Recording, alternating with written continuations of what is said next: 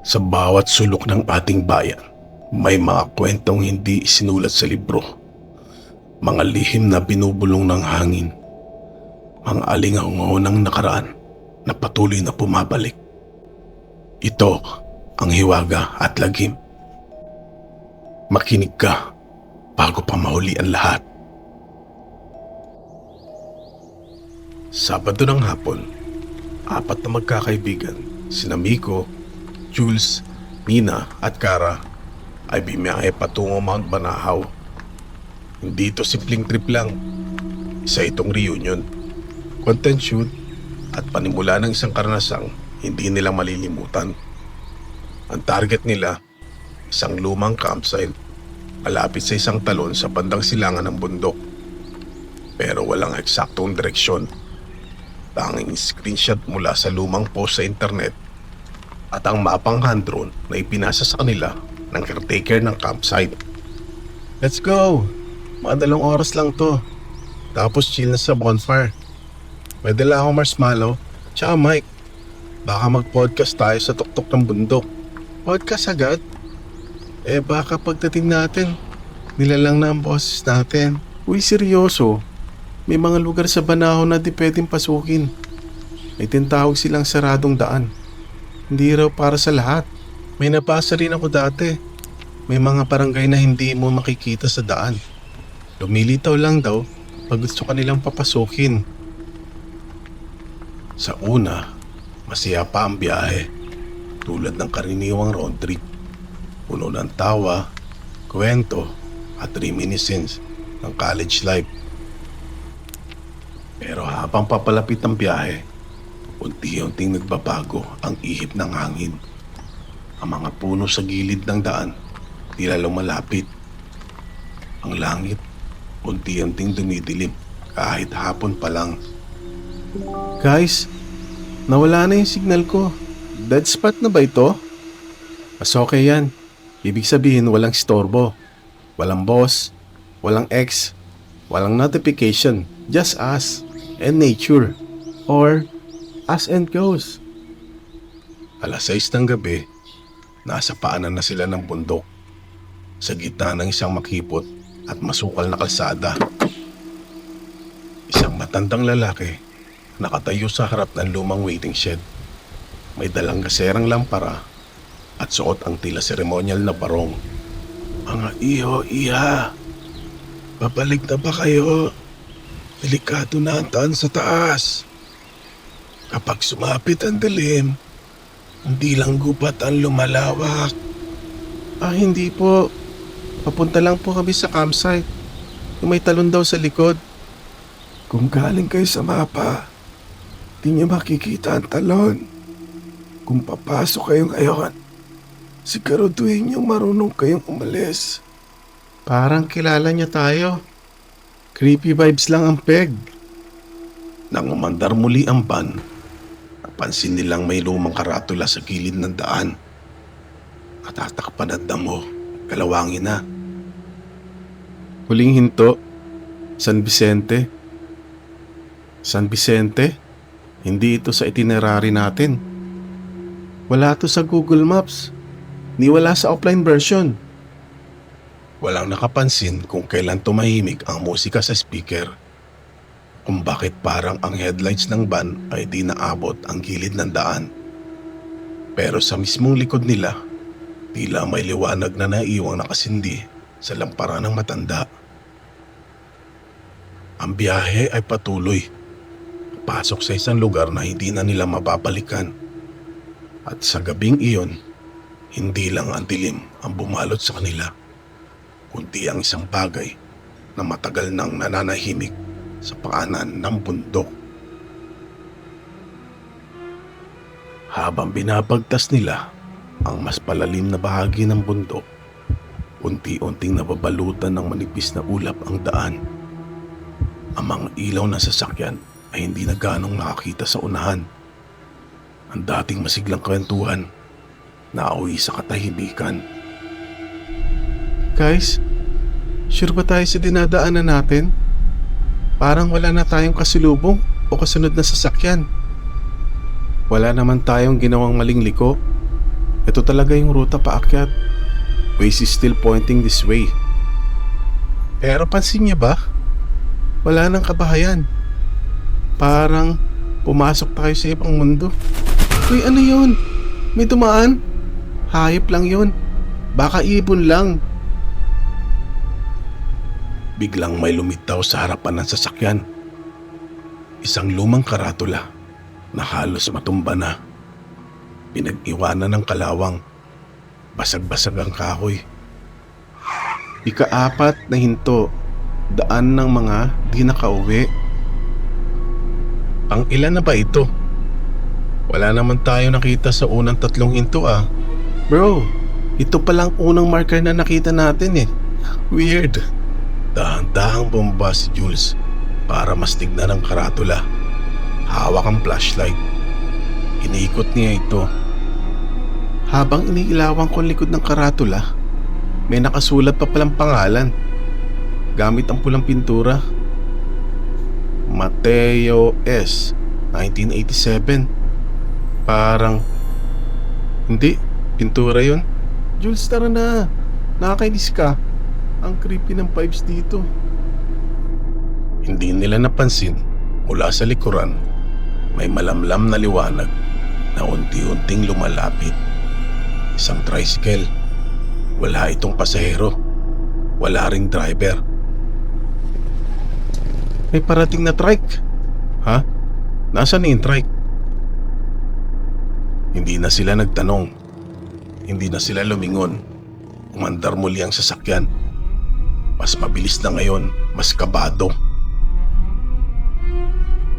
Sa harap nila, nagpatuloy ang daan. Mas makitid, mas madilim. Pero wala nang karatula. Wala nang tricycle. Pero sa rearview mirror ni Miko, may isang puting anino na nakatayo sa tabi ng karatula. Makalipas ang ilang minuto ng katahimikan at pagkalito, narating nila Miko ang isang maliit na waiting shed sa gilid ng daan. Sa lumang istruktura. May upuan na sementado. May nakasabit na faded na tarp ng "Welcome to Barangay San Elias", pero walang tao. Pahinga na muna tayo please. Naiihi na talaga ako, promise. Sige, 5 minutes. Pero dito lang kayo ha. Baka may ahas dyan sa mga damuhan. O baka multo, no? Umupo ako sa dulo ng waiting shed. Pinikit ang mata at sinubukang damhin ang katahimikan. Pero ibang katahimikan ito. Parang hindi kami ang tanging nandito. Guys, may abandoned CR dito sa likod. May graffiti pa. Lakas maka-shake, rattle and roll vibes. Teka lang, huwag mong pasukin agad. Sa likod ng shed, may nakatagong banyo na halos natabunan ng damo. Nakasulat sa dingding ang isang mensaheng hindi nila inaasahan. Hindi lahat ng nagpapahinga ay nakakaalis. Parang paalala yan. Minsan may naiiwan, hindi dahil pinili nila, kundi dahil huli na ang lahat. Napatingin ako kay Miko. Hindi ko alam kung seryoso siya o nagpapatawa. Pero may lungkot sa tono ng boses niya. Guys, may nakita akong sapatos. Isang pares lang. Bata. Nakalagay sa gilid ng pinto ng CR. Huwag mong kuning, Jules. Hindi mo naman kailangan ng malas. Nagkatinginan sila. Walang gustong magsalita. Lahat tahimik. Lahat ramdam ang panibagong bigat ng lugar. Parang isang paalala. Huwag magtagal sa isang hintong hindi mo alam kung para saan. Tara na, baka abutin na tayo ng dilim sa mas mataas na bahagi. Habang sumasakay sila muli sa sasakyan, napatingin si Nina sa isang bahagi ng waiting shed. Bandang likod, may larawang nakadikit, kupas. Halos mabura na ang mukha, pero malinaw ang petsa. 1999 Disyembre. Parang ako na lang nakapansin. Hindi ko na sinabi sa kanila. Pero sa larawan, ang batang babae, hawak ang parehong sapatos na nakita ni Jules. Habang patuloy ang biyahe paakyat sa daan ng Banahaw, unti-unting naging tahimik ang loob ng sasakyan. Si Kara nakatulog sa pagkakaupo sa may bintana. Si Jules nakasandal sa kanyang backpack. Si Miko tahimik na nagmamaneho. Ako na lang ang gising. Pero dahil sa lamig at ulan, unti-unti ring bumigat ang tulukap ng mga mata ko. Hanggang sa lumubog ako sa isang kakaibang panaginip. Nasa loob pa rin ako ng sasakyan. Pero wala na sila Kara, Miko at Jules. Ako lang. Tumatakbo pa rin ang kotse. Pero walang nagmamaneho. Sa labas ng bintana may fog. Makapal. Walang kabahayan. Walang puno. Puting-puti. Pero sa loob ng rearview mirror, may mata. Nakatingin sa akin. Bakit ka bumalik? Ha? Sino ka? Sa panaginip, hindi makagalaw si Nina. Parang may malamig na hangin na nakabalot sa kanyang katawan. At mula sa likuran, may kamay, walang balat, mahaba ang kuko. Dahan-dahang humawak sa kanyang balikat. May naiwan pa. Kailangan mong ibalik. Gusto kong sumigaw. Gusto kong magising. Pero bawat galaw, mas lalong lumalalim ang dilim. Hanggang sa may tumuhid sa harap ng kotse. Nina! Uy! Gising! Uy! Nagising si Nina, nahingal na hingal. Hawak ang dibdib. Lahat ay gulat, pati si Kara. Biglang napabalikwas ng bangon. Ano nangyari? Nananaginip ka ba? Grabe, pawis na pawis ka. Hindi ko masabi, kasi kahit ako, hindi ko maintindihan kung totoo ba ang nakita ko. O kung may kumukuha na sa akin ng dahan-dahan. May nadaanan tayong panibagong karatula kanina. Walang balikan sa uminto. Napanaginipan mo ba yun? Paano mo nalaman? Tahimik si Miko. Tahimik silang lahat. Sa salamin ng kotse, muling dumaan ang anyo ng isang babae. Pero wala sa labas. Nasa loob ng refleksyon. Matapos ang nakakilabot na panaginip ni Nina, halos walang kumikibo sa loob ng sasakyan. Habang paakyat pa sila sa Banahaw, unti-unting nawawala ang mga senyas ng cellphone. Wala na ring ibang dumadaan sa daan. Wala na talaga. Dead spot. Hindi ba dapat may resort tayo, makikita bago ang pakyat? Parang may namiss tayong liko. Hindi ko na mahanap yung landmark na sinasabi ni Mang Jun.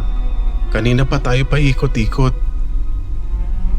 Pagdating sa isang kurbada, lumitaw ang isang puno ng palete sa gitna ng sangandaan. Sa kanan, sementadong daan. Sa kaliwa, makitid. Tila luma at matagal nang hindi nadadaanan. Parang dito to. Parang yung dinaanan ko sa Google Maps dati. Shortcut yata to, sabi ng reviews. Shortcut saan? Sa impyerno. Nagkatinginan kami ni Miko. Parang may bigat sa paligid. Yung klase ng tahimik na parang may nakamasid. Kung sa kanan tayo, mas malayo. Pero mukhang safe. Kung kaliwa, di ko alam kung mababawi pa tong gulong natin ron. Kaya na sasakyan.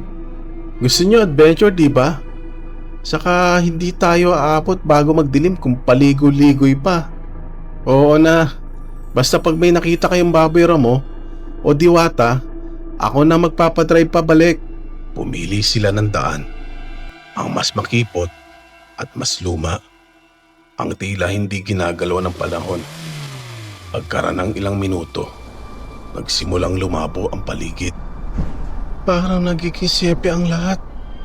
Hindi ko maipaliwanag. Pero kahit tanghali, parang nawala ng kulay ang mundo. May nakikita ba kayong bahay sa mapa? Wala. White space lang. Pero sure akong may nadaanan tayong baryo kanina, di ba? Pero sa likuran nila ay wala ng daan. Hindi na makita kung saan sila nanggaling. Guys, Parang may nakatayo sa harap. Isang babae. Nakaputing damit. Nakayuko. Basang-basa ng ulan. Nasa gitna ng daan. Hindi gumagalaw. Hindi ko siya mapusinaan. Huwag kang harurot, Nico. Dahan-dahan. Lumagpas sila. Walang gumagalaw. Walang nagsalita. Ngunit paglingon nila sa side mirror, wala nang tao. Pero nasa loob ng kotse, ang basang marka ng kamay sa salamin. Nagpatuloy ang apat sa madulas at masukal na daan. Minsan, kailangan pa nilang iwasan ang mga ugat at bato na sumusulpot sa gitna ng kalsada. Sa bawat minuto, mas lalong lumalabo ang paligid. Tila lumalabo rin ang rason kung bakit sila naroon. Wala na kami signal. Wala na ring landmark. Pero hindi ko kayang sabihin sa kanila na gusto ko nang bumalik. Alam kong wala na rin babalikan. Guys, may ilaw. Sa di kalayuan, lumitaw ang munting baryo. Kakaiba ito. May ilang bahay na yari sa kahoy. May mga parol na kulay puti at sabay-sabay na umiilaw. At may tila gasera ang bawat poste. Walang modernong ilaw. Walang naririnig na ingay maliban sa hangin. Hindi ko alam kung dapat ako matuwa. Pero sa gitna ng kagubatan, parang milagro na may ganitong lugar. May tao. Isang matandang babae ang lumabas mula sa maliit na pupo. Tila inaabangan sila. May dalang payong. May ngiti sa labi. Pero malamig ang tingin. Kayo na ba ang apat na bisita? Hindi po kami sigurado kung dito ang resort. Wala kayong dapat ikabahala. Pahinga muna kayo. Malayo pa ang biyahe pabalik. Hindi nila alam kung paano nalaman ng babae kung ilan silang sakay ng sasakyan. Pero dala na rin ang pagod at ulan, tinanggap nila ang panyaya. Ang amoy ng lugar parang pinaghalong insenso, lupa at nasusunog na dahon. Tumingin ako sa paligid. Lahat ng bahay nakasarado. Wala ni isang batang naglalaro. Wala ring tunog ng mga alagang hayop. Bakit parang walang ibang tao? Kung baryo nga talaga to. Baka natutulog na. Maulan din kasi. Magpahinga muna kayo sa bahay na lusing. Nasa likod lang ng purong may pulang tali. Dinala sila ng babae sa isang bahay na may matandang disenyo. May palamuting anting-anting sa pinto. May mga ukit ng diwata at engkanto sa haligi. At ang sahig, tila gawa sa kahoy na umuugong sa bawat hakbang. Pagpasok namin, may 4 na baso ng salabat sa mesa. Mainit, mausok, para pang matagal nang inihanda. Seryoso? Di ba creepy to? Parang horror movie, bro. Shh! Baka marinig tayo. Sa pag-upo nila sa sahig, napansin ni Nina ang isang malaking tela na nakasabit sa pader. May mga larawang inukit ng kamay. 4 na nilalang. Sakay ng isang sasakyan, papunta sa isang bundok na nakalubog sa dilim. Ako yun. Si Jules, si Cara, si Miko. Pati yung sasakyan namin nakaguhit dito. Ano to? Magpahinga na kayo. Baka hindi na kayo makabalik kung pagod pa ang katawan. Hindi gaanong nakatulog sina Miko, Jules, Cara at Nina. Sa likod ng katahimikan ng baryo, may bumabagabag sa kanilang 4. Parang may matang hindi nawawala sa pagmamasid. Sa kabila ng mabangong salabat at malambot na banig, may bigat ang hangin. Lumabas ako ng bahay para umihi. Tahimik ang paligid, pero may narinig akong pagkaluskos. Hindi malayo, pero hindi rin malapit. Parang may naglalakad. Pero ang tunog, parang walang sapi ng paa. Hello? Tao po. Hindi sumagot ang kadiliman. Pero sa gilid ng isang bahay, nakita ni Jules ang isang figura. Isang babae, nakatayo. Nakaputing lumang bestida at may balingkinitang katawan. Walang imik, hindi gumagalaw. Ate, may kailangan po ba kayo? Biglang tumalikod ang babae at naglakad paalis. Sa kabila ng instinct na bumalik sa loob ng bahay, pinili ni Jules na sundan ito. Parang may magnet ang presensya ng babae. Hindi mapigilan. Sinundan ko siya palabas ng baryo. Nasa gilid na ako ng isang patag na bahagi ng gubat. Doon ko siya nakita nakatayo sa gitna ng clearing. May mga palamuting buhol-buhol na damo. Mga alay na prutas. At itlog sa paligid, parang dambana. Hindi lahat ng tinatahak ay daan pa uwi. Minsan, may mga daang itinakda para sa pagsubok. Ano pong ibig niyong sabihin? Sino po kayo? Hindi sumagot ang babae. Sa halip, tinanggal niya ang belo ng kanyang ulo. Ngunit imbis na mukha, isang makintab na maskara ang bumungad. Walang mata, walang ilong. Gawa sa kahoy, may ukit ng mata sa noo. Hindi ito totoo. Jules? Hinila siya ni Nina pabalik. Sa likod ng puno, napansin nilang wala na ang babae. Walang bakas, wala rin tunog. Hindi ko alam kung paano ko siya nakita roon. Parang may gumising sa akin sa gitna ng gabi.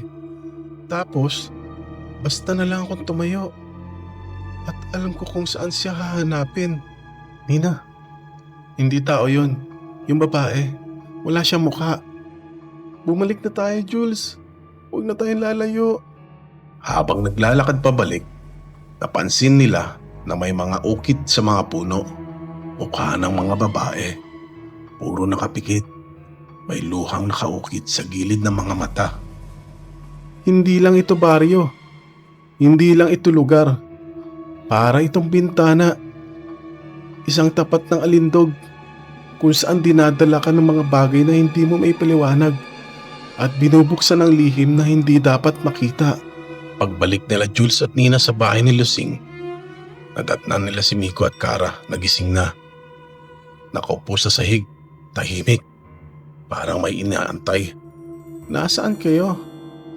Hindi kayo mahanap ni Miko kanina. May babae sa may gubat. Hindi ko may paliwanag, pero wala siyang mukha. Hindi ko alam kung totoo bang gising kami lahat o parte lang ng isang panaginip na sabay naming nararanasan. Maya-maya, kumatok sa pinto si matandang babae. Dala ang isang ilawan at isang kahoy na baston. Sumunod sa kanya 3 kababaihang nakputi rin. May bitbit na mga dahon, tela at insenso. Anda na sila. Halina't pakilala ko kayo sa mga hinirang. Mga hinirang? Anong ibig niya sabihin? Sa gitna ng baryo, may isang bulwagan. Walang dingding. Bubong lang ng gawas ng lipa at altar na sa gitna.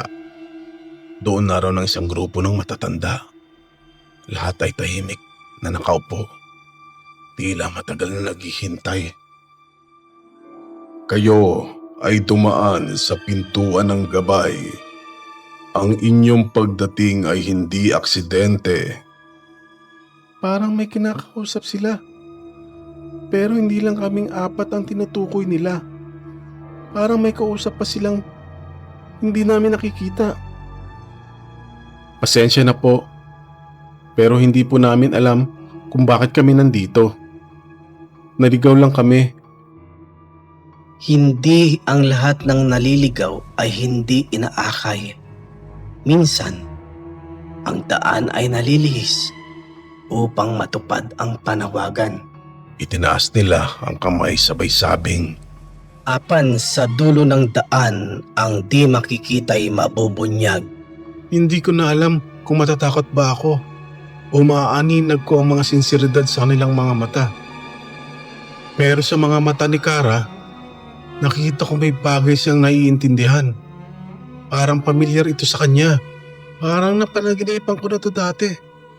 Hindi ito ang unang beses na narito ako. Tumigil ang mga hinirang sa pagsasalita. Tumingin sa isa't isa. Tila kinilala si Kara. Ang pagbabalik ay hudyat. Matagal ka na naming inintay, Apo Kara. Wait, ano raw? Kara, ano to? Hindi ko rin alam. Pero parang may bumubulong sa akin mula pa kanina. Boses na matagal ko nang kilala. Pero ngayon ko lang narinig ulit. Sa gabing iyon, iniluklok si Kara sa gitna ng altar. Hindi bilang bisita, kundi bilang isang tagapagmana. Isang nilalang na may ugnayan sa baryo at sa mga lihim nito. At habang nagbubungad ng bagong buwan, sa gitna ng katahimikan, isang matandang babae ang pumulong kay Jules. Huwag kayong mag-alala. Sa kabila ng dilim, may ilaw. Pero hindi lahat ng ilaw ay ligtas. Pagkatapos ng seremonyang tila pagluklok kay Kara, hindi agad sila pinayagang umalis. Nagpalipas muna sila ng gabi sa isang lumang bahay na parang pansamantalang tahanan para sa panauhing hinihintay. Hindi ako mapakali. Parang may matang nanonood sa bawat kilos namin. Si Kara, parang ibang tao na. Tahimik, malalim ang iniisip. Napansin mo ba to? Hindi lang sila parang may alam. Parang tayo na ang hindi alam kung nasaan. Sambit ni Jules. Gabi-gabi akong nananaginip. Pero ang mas masama, parang hindi akong panaginip, kundi sila, sabi ni Nina. Habang lahat ay natutulog, si Jules ay ginising ng isang tunog sa labas. Kaluskos na mga tuyong dahon at yabag ng paa. Hindi mabigat, pero paulit-ulit. Akala ko si Miko lang yon. Pero nung sumilip ako sa bintana, may nakita akong mga tao. Hindi sila taga rito. O baka hindi na sila tao. Naglakad si Jules palabas sa likod ng bahay. Dala ang cellphone, ngunit walang signal. May mga anino sa pagitan ng mga puno. Nakatayo lang, parang pantay. Mula sa kawalan, may lumapit sa kanya. Isang matandang lalaki, hindi kasama sa mga hinirang, nakasuot ng lumang panggubat at may daladalang buslok. Hindi kayo ang may-ari ng lupang ito, kaya't ang mga alaala hindi rin sa inyo. Alin po yun? Bakit kami nandito? Ano nang ibig niyo sabihin? May mga pangalan na hindi na dapat binabanggit. May mga daan na hindi na dapat tinatahak. Baka akala nyo, kayo ang pumili ng landas. Pero minsan, ang lupa mismo ang tumatawag. Ibinigay nito kay Jules ang isang piraso ng kahoy. May ukit na mga simbolo. Mistulang mata na may buntot. Ibalik mo ito sa kanya. At pag naalala niya na kung sino siya, umalis na kayo. Bago ko pa siya matanong ulit, bigla na siyang nawala. Para lang siyang natunaw sa dilim. Kara, may binigay sa akin. Alam mo ba to? Alam ko na kung bakit ko to nakita sa panaginip ko. Hindi nila ako inaasahan. Inaako nila ako. Kara, bumalik na tayo. Hindi normal to. Hindi natin sila kilala. Hindi rin natin sila kailangang kilalanin. Pero kailangan nating irespeto ang lugar na ito. At umalis na tayo habang kaya pa natin. Hindi ba nila tayo pipigilan? Hindi nila kailangang pigilan. Kung gusto nila, hindi na sana tayo nagising pa kagabi. Habang nagbubukang liwayway, nag-impake na sila ng gamit Tahimik ang mga hinirang. Wala ring tumigil sa kanila. Pero habang papalayo sila sa baryo, isang malinaw na mensahe ang bumulong sa isipan ni Kara. Hindi ito ang bakas. Babalik ka. Mula sa itaas ng kalsadang tinatahak nila Miko, Jules, Nina at Kara, muli nilang nasilayan ang pana ng banahaw. Tahimik ito. Walang bakas ng kaguluhan. Parang hindi sila kailanman nandoon. Para kami bumalik sa realidad. Pero iba na kami. Hindi kami nagsalita. Wala nang kailangan sabihin. Alam naming lahat, hindi yun basta road trip lang. Pabalik na sila sa Maynila. Paglabas sa tollgate, mataong kalsada. Slow zoom sa mga mata ng bawat karakter. Tila may bitbit silang hindi nakikita ng iba. Nagkita kami ni Jules sa isang coffee shop ilang araw matapos yun. Walang nagdala ng cellphone. Parang may takot na baka may makinig. Sinubukan naming i-google ang pangalan ng lugar. Walang lumalabas. Walang alindog. Walang hinirang. Parang binura. Isang gabi, habang nag-i-edit si Miko ng video clips mula sa dashcam, bigla siyang napahinto. May isang frame na hindi niya maalala kung kailan nakunan. Frame lang siya, wala kaming makita. Pero sa likod ng fog-up windshield, may isang mukha. Hindi amin, hindi taga rito. Babalik ka.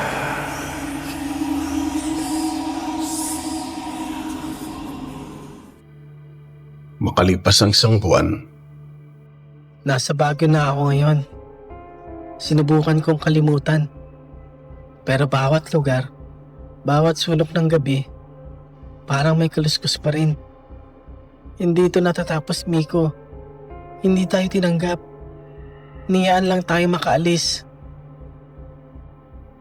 at sa bawat pagidlip, sa bawat panaginip, naroon pa rin ang kalsadang yon. Parang naghihintay. Parang hindi pa tapos ang kwento. Parang may hinihintay pa silang bumalik. Ikaw ang susunod. Salamat sa pakikinig sa kwento ng Hiwaga at Lagim. Kung gusto mo pang makarinig ng mga kwentong kumakalas ko sa dilim, huwag kalimutan mag-subscribe at makinig ka ulit bago pa mahuli ang lahat.